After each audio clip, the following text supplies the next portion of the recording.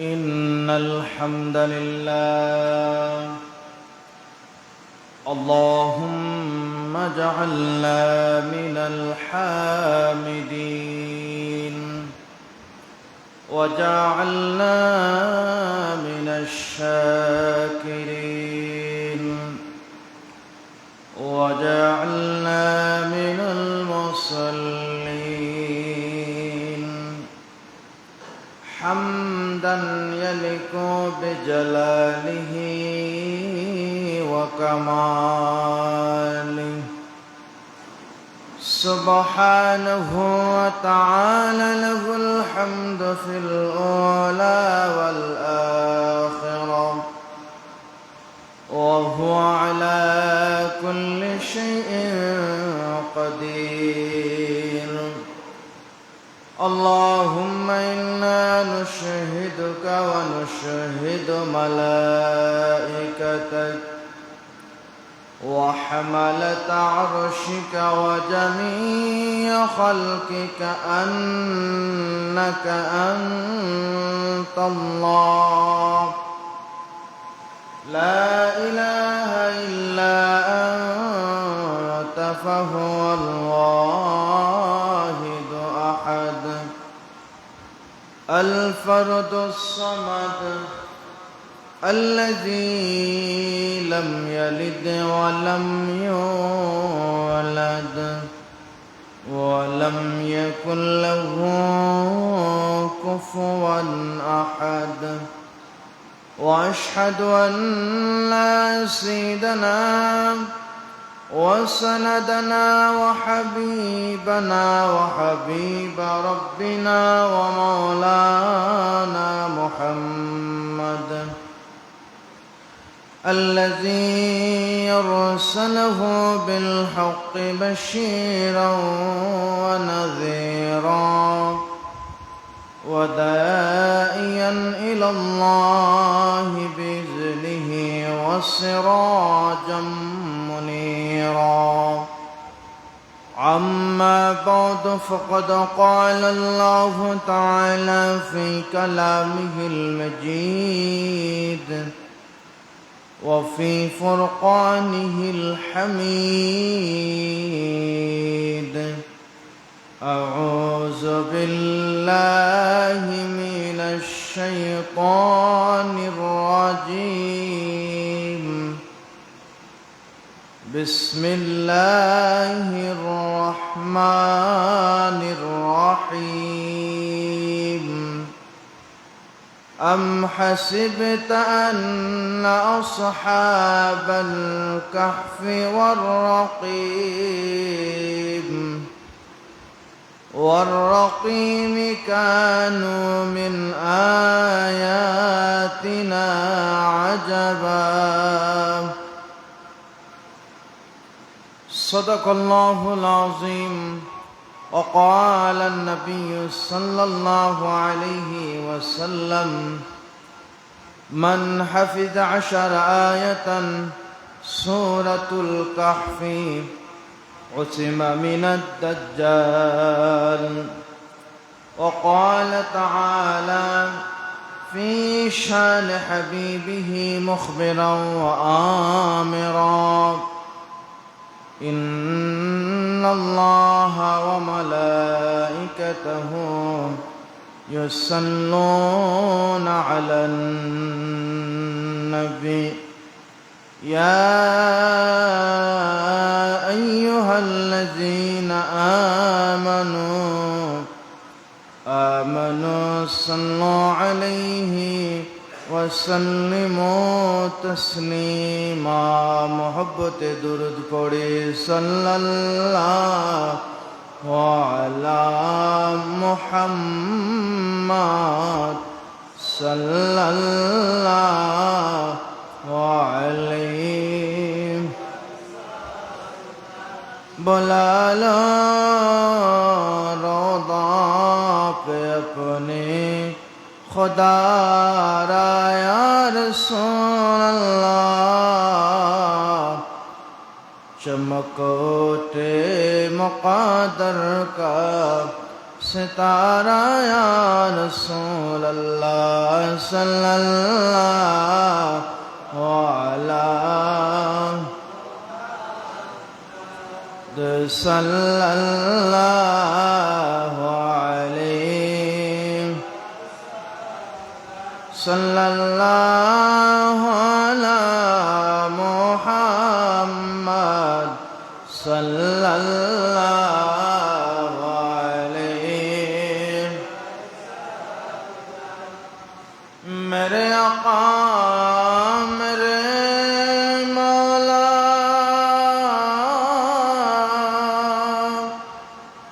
बहुत दूरी से दरूद भेजता हो,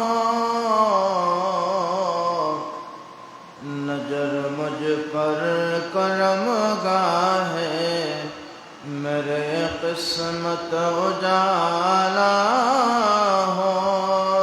सल्लल्लाहु अलैहि सल्लल्लाहु अलैहि सल्लल्लाहु अला मुहम्मद सल्लल्लाहु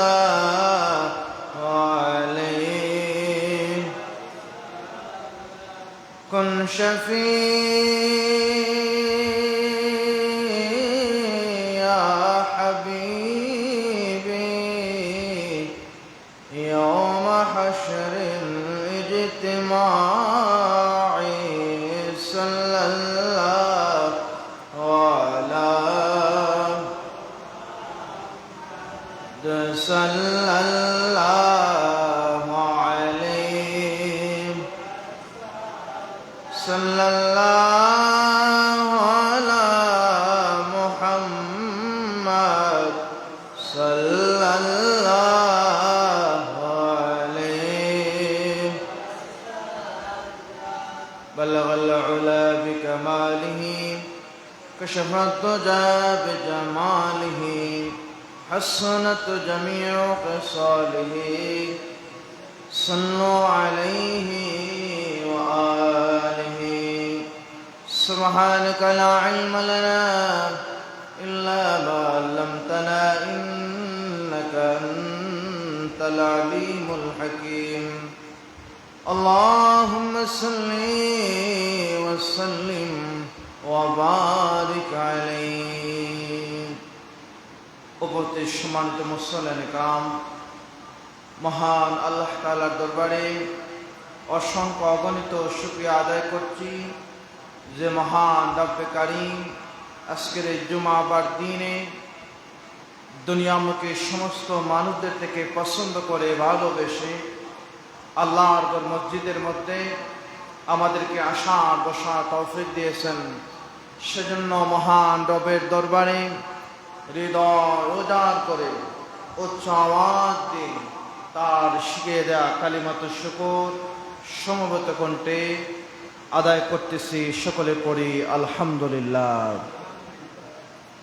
লক্ষ কোটি দরুদ ও সালাম জানাই আকায়ে নামদার তাজদারে মদিনা সৈয়দুল মুরসালিন খাতামুন নবীন শামসুদ্দোহা বদরুদ্দোজা রসুল আরবি ওয়াল আজমি ইমামুল মুরসালিন সৈয়দুল মুরসালিন নবী মুহাম্মদুর রাসূলুল্লাহ সকলে পড়ে সাল্লাল্লাহু আলাইহি ওয়াসাল্লামের প্রতি।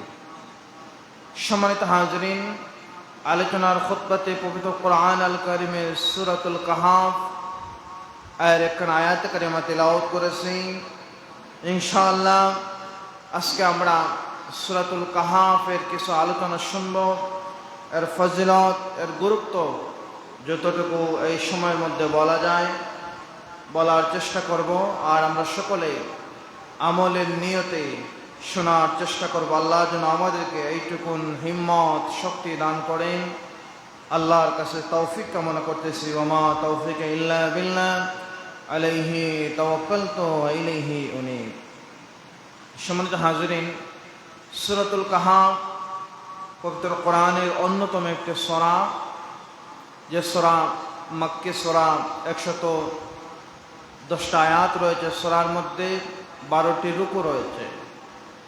সূরা কাহাফ এজন্য গুরুত্বপূর্ণ, আল্লাহ পাক রব্বুল আলামিন এই সূরাতুল কাহাফ নাজিলের মধ্য দিয়ে সূরাতুল কাহাফ অর্থাৎ গুহা, কাহাফ শব্দ অর্থ গুহা, গুহাবাসীদের ঈমান দীপ্ত চেতনাকে কিয়ামত পর্যন্ত যাতে মানুষের রন্ধে রন্ধে পৌঁছে যায় এবং দাজ্জাল থেকে উম্মতে মুহাম্মদীদেরকে মুক্তি দেওয়ার জন্য আল্লাহর হাবিব যে সূরাকে প্রতিবন্ধকতা বাধা ডাল হিসাবে বলেছেন, সেই সূরা হচ্ছে সূরাতুল কাহাফ। উচ্চ আওয়াজ দিয়ে বলে সুবহানাল্লাহ।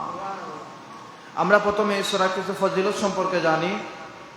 সূরাতুল কাহাফের প্রথম 10 আয়াতের ফজিলত সম্পর্কে বলতেছেন আল্লাহ নবীর যে হাদিসটা আপনাদের সামনে আলোচনা খুতবায় তিলাওয়াত করেছি, মান হাফিজা 10 আয়াতান সূরাতুল কাহাফ, কেউ যদি সূরাতুল আয়াতের 10 আয়াতান আউয়ালান সূরাতুল কাহাফের প্রথম 10 আয়াত তিলাওয়াত করে মুখস্থ জানে, সে মানুষকে, আল্লাহ নবীর হাদিস হচ্ছে কি, ওসিমা মিনাদ দাজ্জাল, দাজ্জাল এই মানুষকে ঈমান হারা করতে পারবে না। আবারও বলে সুবহানাল্লাহ।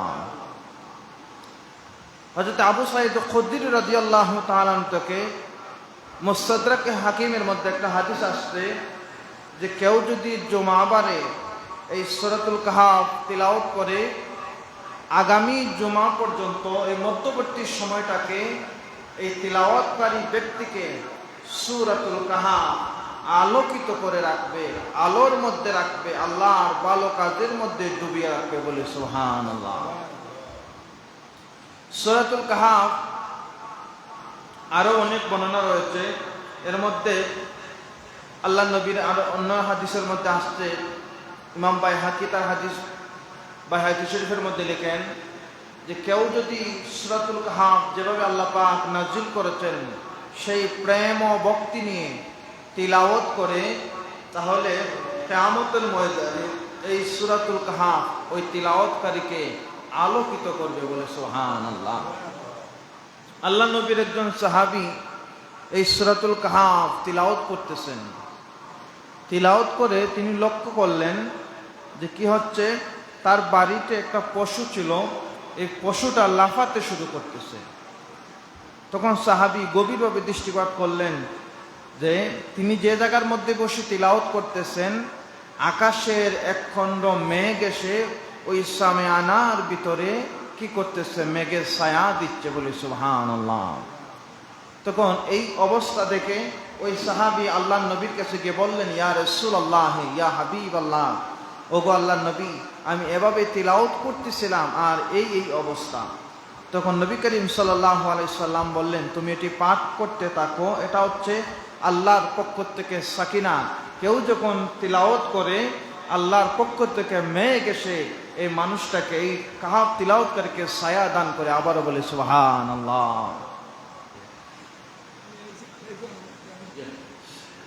সম্মানিত হাজরিন, এই হচ্ছে সূরাতুল কাহাফের কিছু ফজিলত আপনাদের সামনে বললাম, আর অনেক ফজিলত আছে হাদিসের মধ্যে আছে। এরপর এই সূরা আল্লাহ পাক রব্বুল আলামিন কেন নাজিল করলেন, এই সূরার কিছু শানে নুজুল আমরা জানি। এই সূরাকে আল্লাহ পাক রব্বুল আলামিন নাজিল করার কিছু কারণ আছে। এর মধ্যে ইবনে আব্বাস, জগৎ বিখ্যাত তাফসীর যেটাকে তাফসীরে আব্বাস বলা হয়, ইবনে আব্বাস এই তাফসীর কারক, তিনি বলেন যে কুরাইশরা একবার ইবনে হারিস এবং উকাবা ইবনে মুঈদকে মদিনার ইহুদি আলিমদের কাছে তারা পাঠালো। ইহুদি আলিমদের কাছে তিনি যাওয়ার পর আল্লাহ রাসূল সাল্লাল্লাহু আলাইহি সাল্লামের তাদের কাছে গিয়ে তুমি নবীজির অবস্থা বর্ণনা করবে, কেননা ইহুদি আলিমরা পূর্ববর্তী অনেক কিতাব সম্পর্কে তারা জানতো, তাদের ধারণা ছিল। তখন তারাই প্রথম, কারণ এই আহলে কিতাবরা প্রথমে তার কিতাবভক্ত হয়েছে, এই দুইজন গিয়ে মদিনার ইহুদির কাছে গিয়ে বললেন যে আল্লাহ রাসূল সম্পর্কে। তখন তারা তিনাদেরকে পাল্টা 3টা প্রশ্ন জুড়ে দিল যে তোমরা যাও নবী করিম সাল্লাল্লাহু আলাইহি সাল্লামকে গিয়ে 3টা প্রশ্ন করবা। এই 3টা প্রশ্ন করলে তিনি যদি সঠিকভাবে জবাব দিতে পারেন তাহলে তিনি হচ্ছেন আখেরি জামানার নবী, তোমরা তাকে নবী হিসাবে মেনে নেবা। খুব গভীরভাবে চিন্তা করবেন। কুরাইশরা যে আল্লাহ নবী যে নবী তিনি সমাজের মধ্যে প্রচার করতেছেন, বলতেছেন, কিন্তু তারা নবী হিসাবে যে বিশ্বাস করবে তার কোনো নিশ্চয়তা বা তার কোনো উদাহরণ তারা পাচ্ছে না। এজন্য তাদের পক্ষ থেকে 2জন মানুষকে মদিনায় প্রেরণ করলো, যাতে করে 2জন মানুষ মদিনার ইহুদি পণ্ডিত যারা ছিল, পণ্ডিতরা কিন্তু পূর্ববর্তী আহলে কিতাব, অনেক কিতাব সম্পর্কে তাদের ধারণা ছিল, বিজ্ঞ ছিল, তারা ঐতিহাসিক ছিলেন। তো ওনাদের কাছে আল্লাহ রাসূল সম্পর্কে জানার জন্য তারা গেলেন। তো ওনারা তাদেরকে এই 2জন বার্তা প্রেরককে 3টা প্রশ্ন করে দিলেন যে তোমরা যাও, ওনাকে তোমরা 3টা প্রশ্ন করবা। যদি 3টা প্রশ্নের জবাব পুরোপুরি দিতে পারেন তাহলে তিনি হচ্ছেন আখিরি জামানার নবী, নিঃসন্দেহে তোমরা তাকে মেনে নিবা। আর যদি দিতে পারেন না তাহলে আখিরি জামানার নবী তিনি নন। তখন 3টা প্রশ্ন তাদেরকে দেয়া হলো। প্রথম প্রশ্ন হলো, তোমরা তাকে জিজ্ঞাসা করবা পূর্ব যুগে যে যুবকগণ বেরিয়ে গিয়েছিলেন তাদের ঘটনা বর্ণনা করুন। পূর্বের যুগে যে যুবকগণ বেরিয়ে গিয়েছিলেন তাদের ঘটনা বর্ণনা করুন। 2 নম্বরে তারপর ওই ব্যক্তি সম্পর্কে জিজ্ঞাসা করবেন যিনি পৃথিবীর মাশরিক থেকে শিমাল, অর্থাৎ পৃথিবীর পূর্ব পশ্চিম উত্তর দক্ষিণ সমস্ত পৃথিবী যিনি ভ্রমণ করেছেন তার সম্পর্কে জিজ্ঞাসা করবা। এরপর তোমরা তাকে রূহ সম্পর্কে জিজ্ঞাসা করবা। এই 3টা প্রশ্নের জবাব যদি তিনি পরিপূর্ণভাবে দিতে পারেন তাহলে তিনি হচ্ছেন তিনার দাবিকৃত মুহাম্মদ আখিরি জামানার নবী, নতুবা নবী নন। এই 2জন মানুষ মক্কায় আবার ফিরে আসছেন। কুরাইশ যারা তাকে প্রেরণ করেছিল তাদেরকে বললেন যে আমরা যেভাবে আমাদেরকে দায়িত্ব দিয়েছিলাম, আমরা আহলে কিতাবদেরকে বলেছি, তারা আমাদেরকে এই 3টা প্রশ্ন বলেছে, এই 3টা প্রশ্নের জন্য আমরা মুহাম্মদকে এগিয়ে করি। তারা এই 3টা প্রশ্ন নবী করিম সাল্লাল্লাহু আলাইহি ওয়াসাল্লামের কাছে হাজির হলেন এবং 3টা প্রশ্ন তুলে ধরলেন। তো নবী করিম সাল্লাল্লাহু আলাইহি ওয়াসাল্লাম কোনো কাজ করার ক্ষেত্রে প্রথমে ইনশাআল্লাহ বলতেন যে আগামীকাল তুমি আসবা। তখন আমরা কি বলি মুসলমানরা? ইনশাআল্লাহ। তো আল্লাহ নবীকে এই ইহুদিদের পক্ষ থেকে 3টা প্রশ্ন করার পর এই দিন আল্লাহ নবী ইনশাআল্লাহ বললেন না, বললেন যে আগামীকাল তোমরা আসলে তোমাদের 3টা প্রশ্নের জবাব দেব। এখন এই 3টা প্রশ্নের জবাব আগামীকাল দিবেন বলে নিশ্চয়তা দিয়েছেন।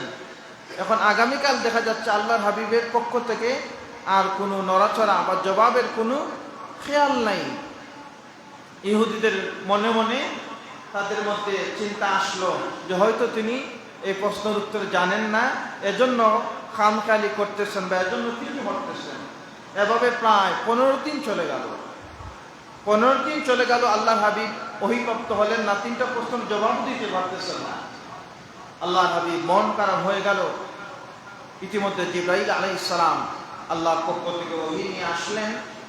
আসার পর 3টা প্রশ্নের জবাব দিলেন। সূরাতুল কাহফ নাজিল হলো। এরপর জিবরাইল বললেন, নবীজি আপনি তো ইনশাআল্লাহ বলেন নাই, এজন্য আল্লাহ পাক আপনাকে এই দিন পর্যন্ত কি করেন নাই? ওহীপ্রাপ্ত করেন নাই। তখন আল্লাহর হাবিবের কাছে এই সূরাতুল কাহফ নাজিল হলো। বলে সুবহানাল্লাহ। এই হচ্ছে শানে নজুলের সংক্ষিপ্ত কথা, ব্যাখ্যা অনেক বেশি। তো আমরা সারসংক্ষেপ শুনলাম। তো আল্লাহ পাক তার হাবিব নবী করিম সাল্লাল্লাহু আলাইহি সাল্লামকে বলতেছেন, আম হাসিবতা আন আসহাবাল কাহফি ওয়ার রাকিম, হে নবী তুমি কি মনে করো বা আপনি কি মনে করেন গুহা এবং রাকিমবাসী আমার নির্দোষাবলীর মধ্যে বিস্ময় করছিল? অর্থাৎ আল্লাহ পাক রব্বুল আলামিন তার হাবিবকে, আমাদের নবীকে কোরআনের সূরাতুল কাহফের এই 9 নম্বর আয়াত নাযিল করে বলতেছেন যে আপনি কি মনে করেন এই যে গুহাবাসীদেরকে আমি গুহার মধ্যে রেখেছিলাম এটা বিস্ময় করছিল? আল্লাহকে প্রশ্ন রাখলেন। কেন রাখলেন? এটার অনেক লম্বা ঘটনা। আসহাবে কাহফ গুহাবাসী যে মানুষ ছিলেন, 7 জন যুবক ছিলেন। এই যুবকদের ঘটনা আল্লাহ পাক রব্বুল আলামিন পবিত্র কোরআনের সূরাতুল কাহফের মধ্যে ইরশাদ করেছেন 16 নম্বর পারায়। এই সূরাটা তো সূরাতুল কাহাফের মধ্যে যে কাহাফের গুহাবাসী যে মানুষগুলো, তাফসিরের আলোকে আলোচনা করতে গেলে কতদিন লাগবে বলা যায় না, শেষ করা যাবে না। সারসংক্ষেপগুলো আমরা তুলে ধরবো এই জন্য, যাতে করে আমাদের জন্য এই সূরাতুল কাহাফের মধ্যে এই শিক্ষা রয়েছে, আমরা এটা শিখতে পারি। আল্লাহ পাক রব্বুল আলামিন এই গুহাবাসীদেরকে সেই সময়ের জালিম শাসক, রোম সাম্রাজ্যের মধ্যে জালিম শাসক যার নাম বাদশাহ দাকিয়ানুস, অনেকে আপনারা আসহাবের কাহাফের ঘটনা শুনেছেন। সূরাতুল কাহাফের মধ্যে আল্লাহ পাক রব্বুল আলামিন এই তাওহীদবাদী একত্ববাদী আল্লাহকে বিশ্বাস করেনেওয়ালা কোন বর্ণনার মধ্যে আসছে 7 জন যুবক, তাদের সাথে একটা কুকুরও ছিল। তাদের ঘটনাটাকে আল্লাহ পাক পবিত্র কোরআনের মধ্যে সাক্ষ্য হিসাবে রেখেছেন। এই বাদশাহ দাকিয়ানুসের আমলে বার্ষিক মেলার আয়োজন করা হতো।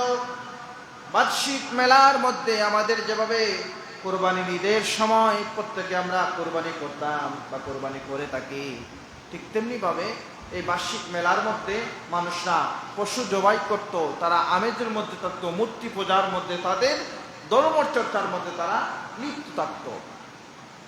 হঠাৎ করে একজন যুবক দেখলেন আসমান জমিনের পরিচালক যিনি, তিনিই তো আমার পরিচালক হবেন। তিনার ভিতরে মাইয়াহদিল্লাহু ফাহুয়াল মুহতাদি, আল্লাহ যাকে পছন্দ করেন তাকেই হেদায়েত প্রাপ্ত করেন, আল্লাহ যাকে ভালোবাসেন তাকেই হেদায়েত প্রাপ্ত করেন।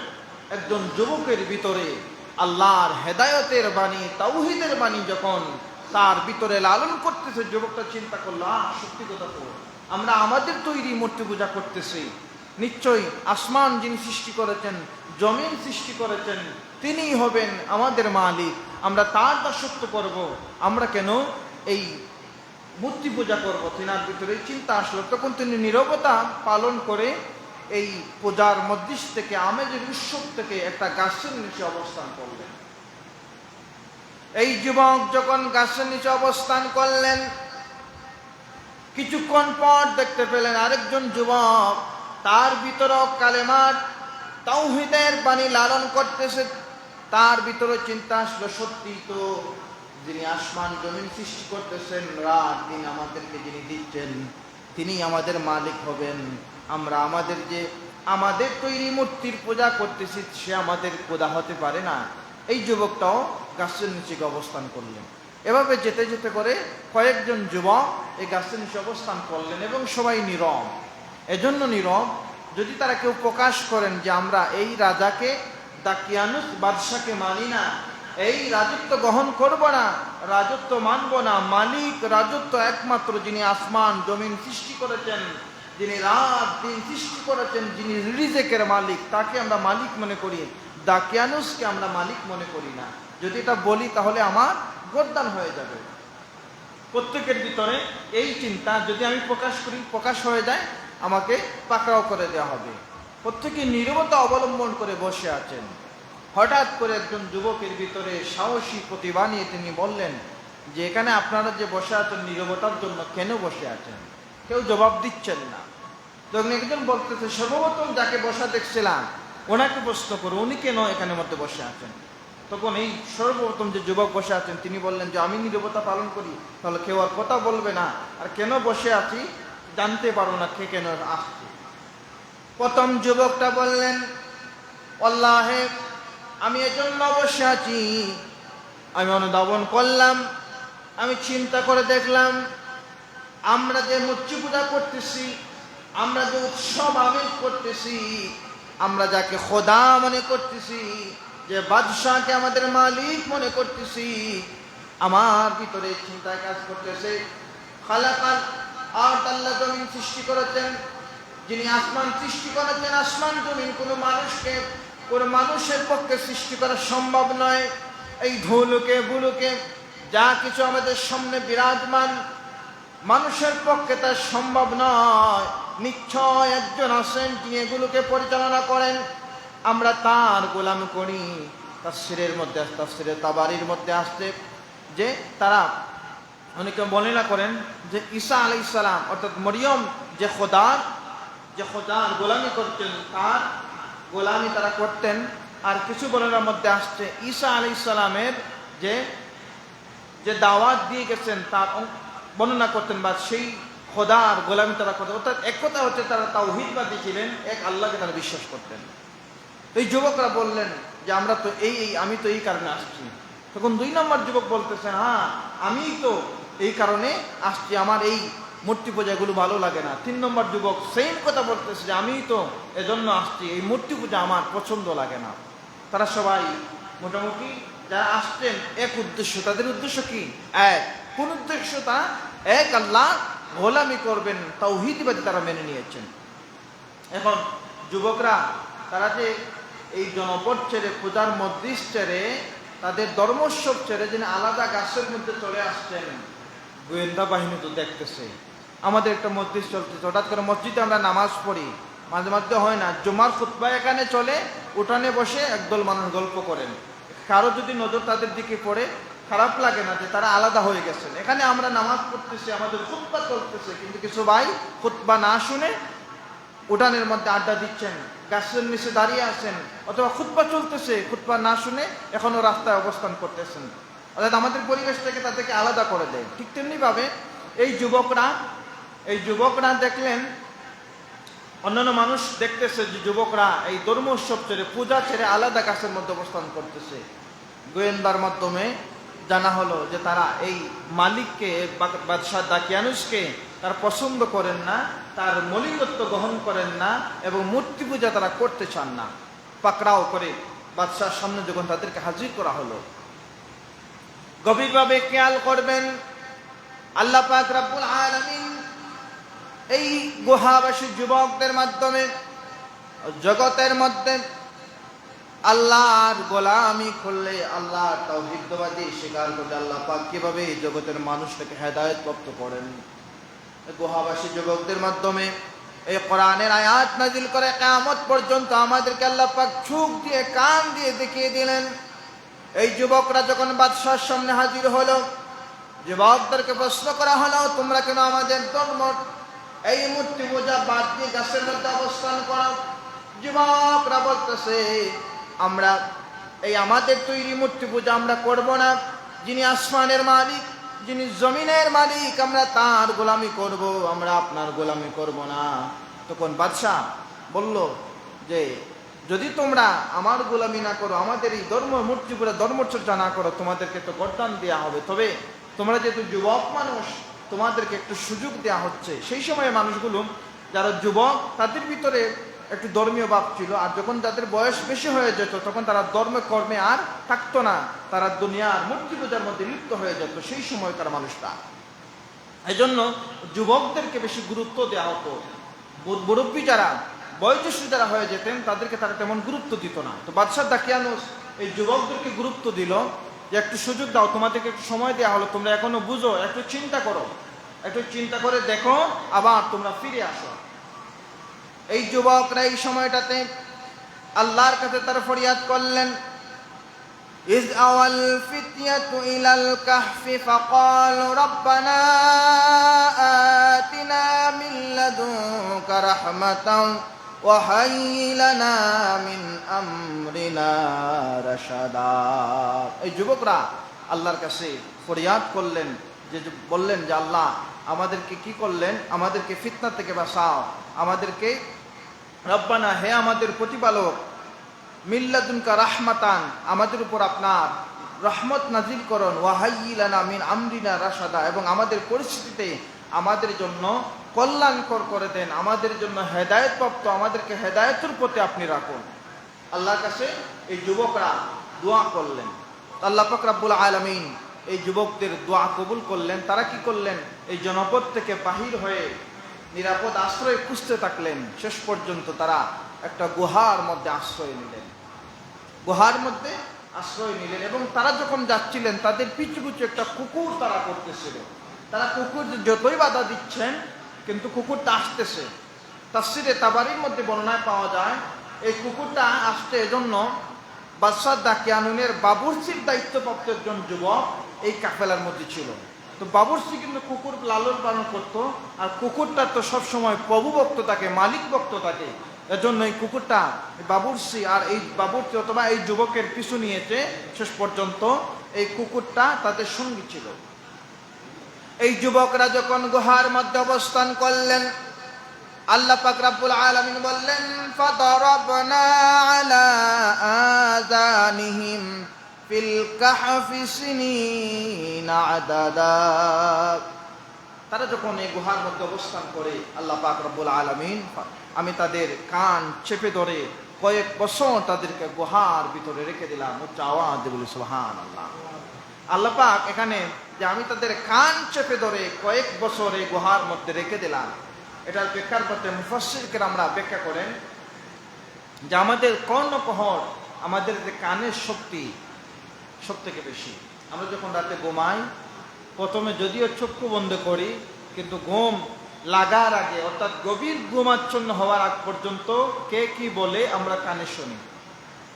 সকালে গভীর ঘুম যখন চলে যায়, চক্ষু বন্ধ করে আমরা যখন আরামের মধ্যে থাকি, আমাদের কর্ণকহর কানের শক্তিটা কিন্তু খোলা থাকে, কে কি বলে আমরা শুনি। এজন্য আল্লাহ পাক রব্বুল আলামিন এই গুহাবাসী যুবকদের বললেন যে আমি তাদের কান চেপে ধরলাম, অর্থাৎ তাদের কানকে আমি আরামের মধ্যে এমনভাবে রাখলাম যাতে করে তারা বাহিরের শব্দ শুনতে না পায়। আর এই অবস্থাতে তাদের ঘুমের মধ্যে আমি কয়েক বছর তাদেরকে পার করে দিলাম।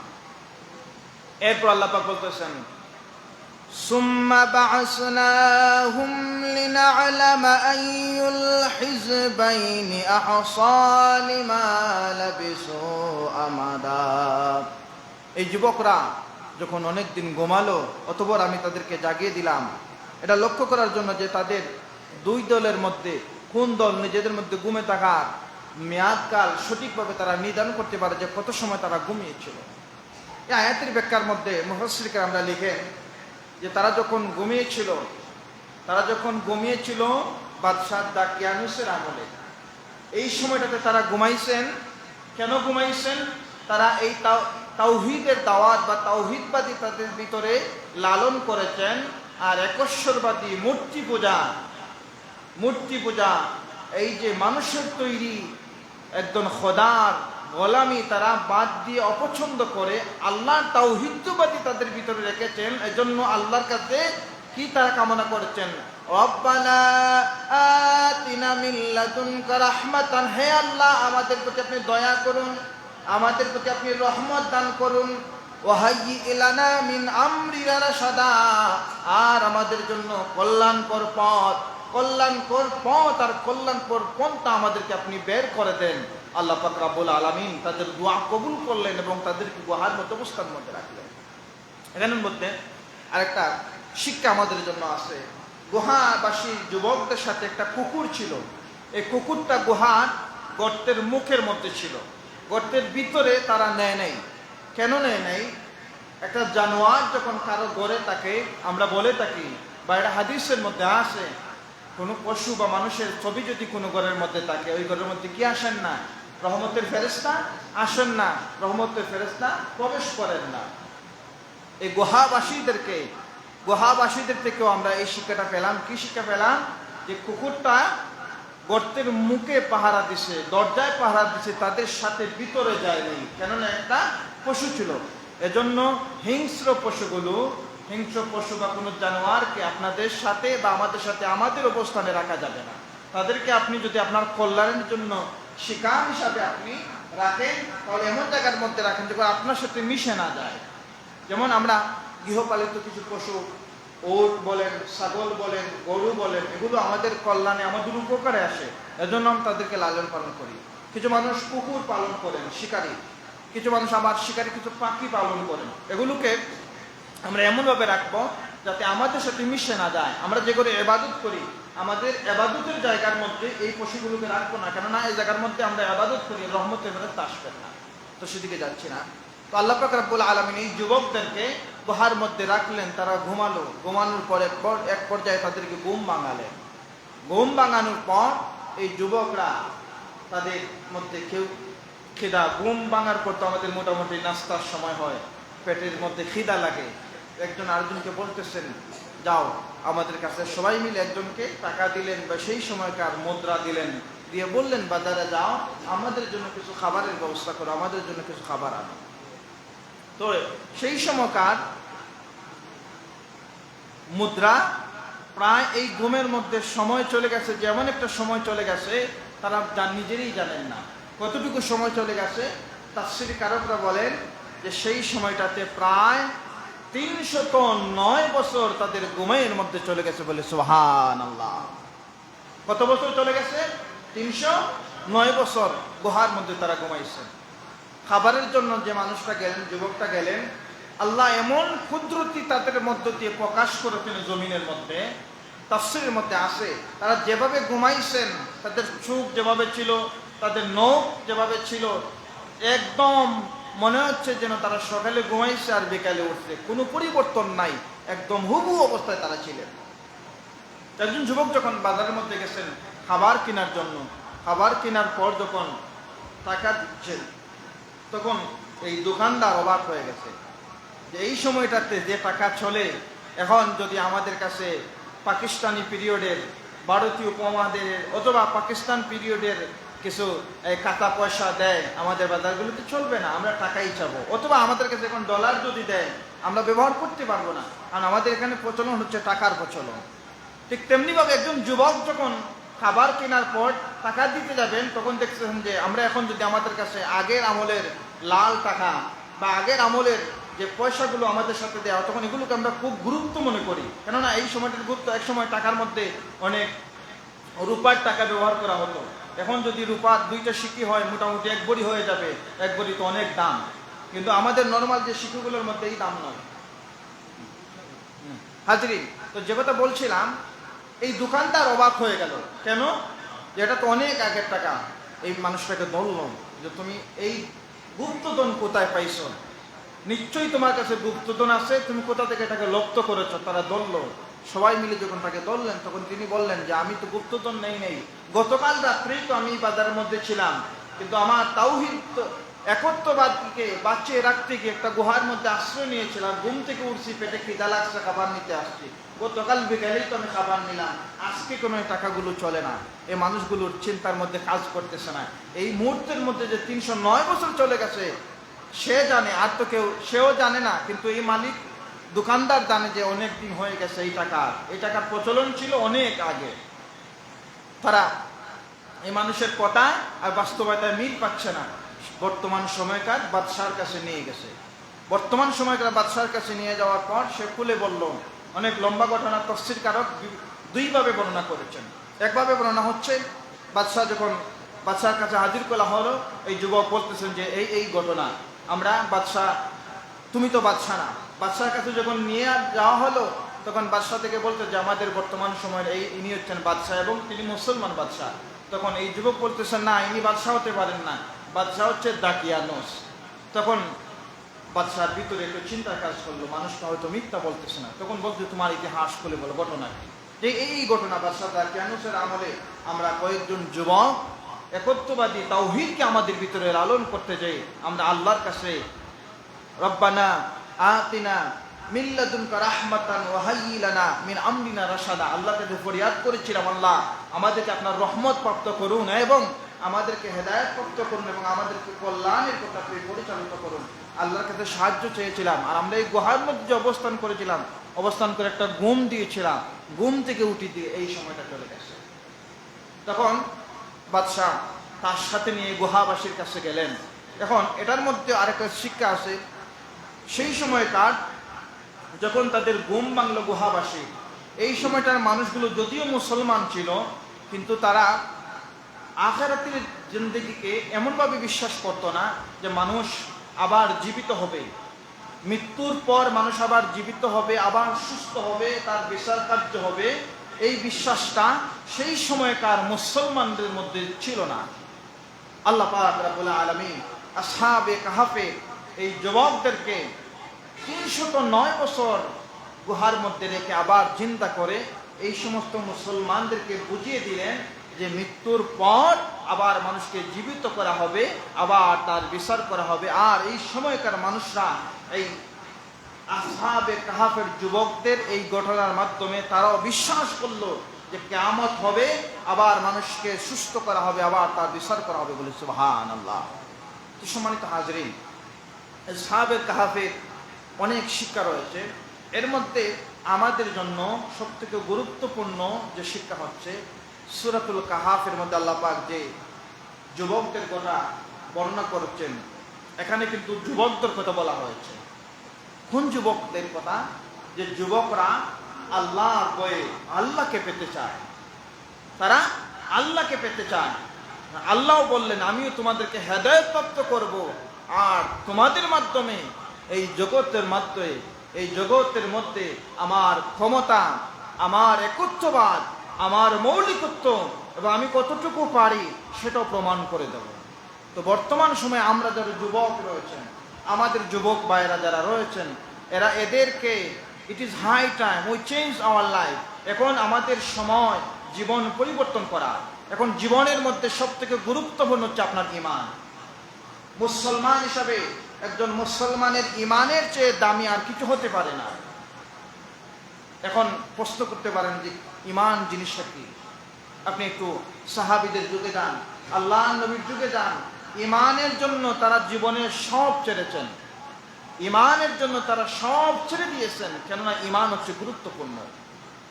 মাঝে মধ্যে দেখবেন যারা অন্য ধর্মের দামি অথবা অন্য ধর্মের ধনী ব্যবসায়ী আছেন, তারাও তো মাঝে মধ্যে সাহায্য সহযোগিতা করেন। আমরা দেখি ইহুদি ধর্মের বাইরা মনে করেন বা অন্য ধর্মের বাইরা যারা বিশাল মোটামুটি আপনার একজন শিল্পপতি পর্যায়ের মানুষ, ওই সমস্ত মানুষরা মাঝে মধ্যে বন্যায় ক্ষতিগ্রস্ত মুসলমানদেরকে সাহায্য করেন, অসহায় মানুষদেরকে সাহায্য করেন। কিন্তু তাদের সাহায্যের প্রতিদান তাদের বদলে কোনো নেকি হবে না।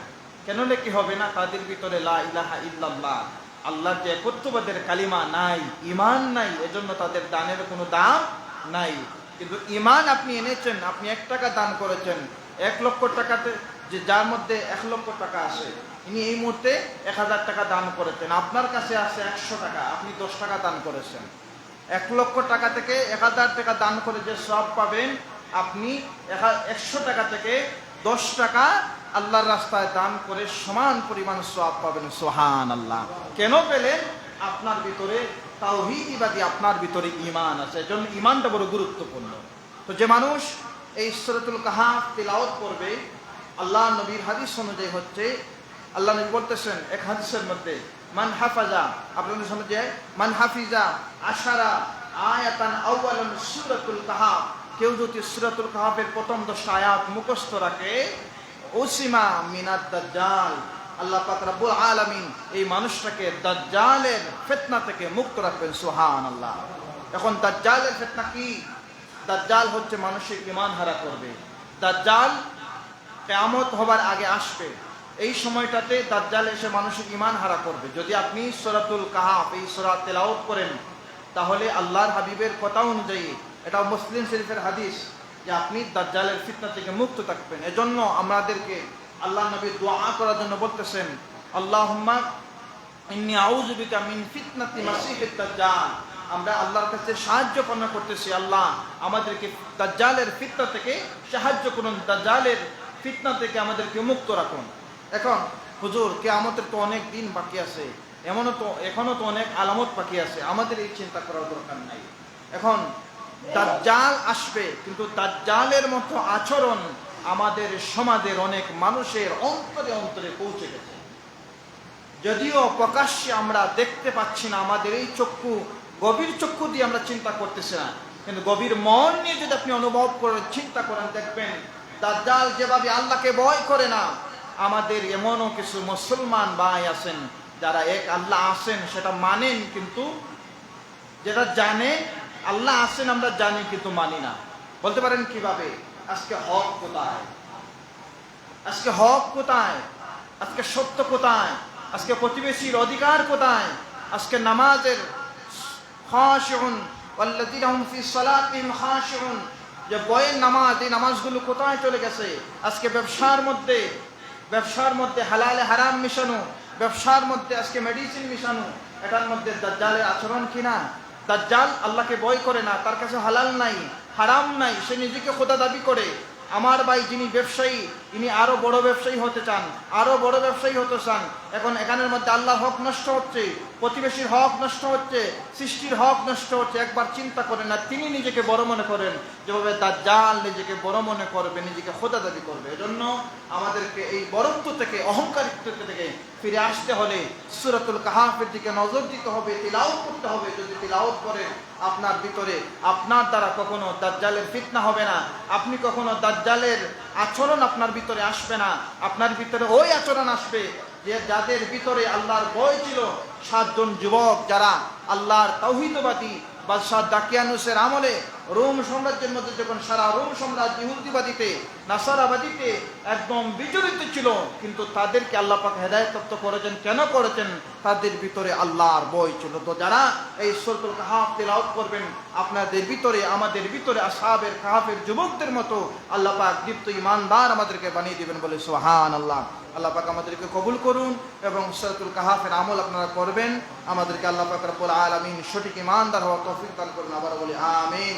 ওয়া আখির দাওয়ানা আলহামদুলিল্লাহি রাব্বিল আলামিন।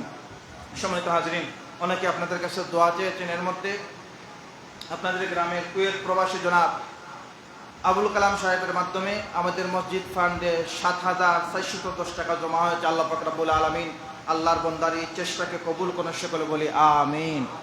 সাল্লাল্লাহু আলা সাইয়্যিদিনা মাওলানা মুহাম্মদ ওয়া আলা আলিহি ওয়া সাহবিহি ওয়া সাল্লাম। আস্তাগফিরুল্লাহ, ইন্নাল্লাহা গফুরুর রহিম।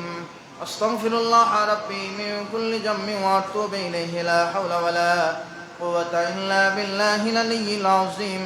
লা ইলাহা ইল্লাল্লাহ মুহাম্মাদুর রাসূলুল্লাহ। আল্লাহুম্মা আমিন।